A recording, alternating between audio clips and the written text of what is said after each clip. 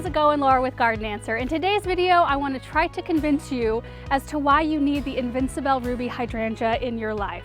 Like, this is a hydrangea to love. I mean, who could pass this up?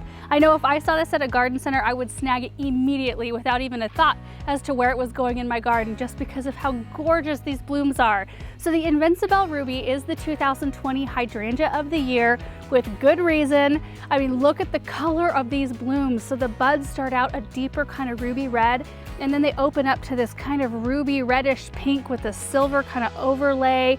The leaves are really dark, the stems are strong. It's super winter hardy. It's a zone 3 through 8.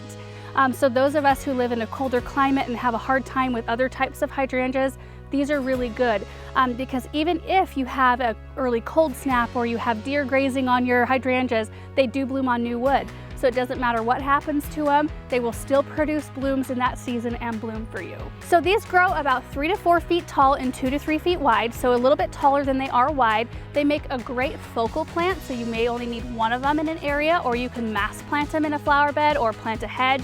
I recently planted a little swoop underneath one of our old lilac trees, and it's gorgeous. I cannot wait to see them fill in. I also did mulch when I was done planting. A good 2 to 3 inch layer of mulch helps prevent moisture loss, helps keep them really happy. They also do like a part sun to sun location.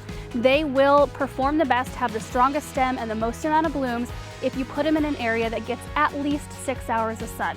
Now, if you live in a very hot climate, you can get away with a tiny bit less. Like, we live in a pretty hot, dry climate. So I find that a good block of morning sun and then some filtered sun in the afternoon is best for our hydrangeas. And as a person who likes to have cut flower arrangements in my house, these make for great cut flowers. You can even dry them and they maintain their color.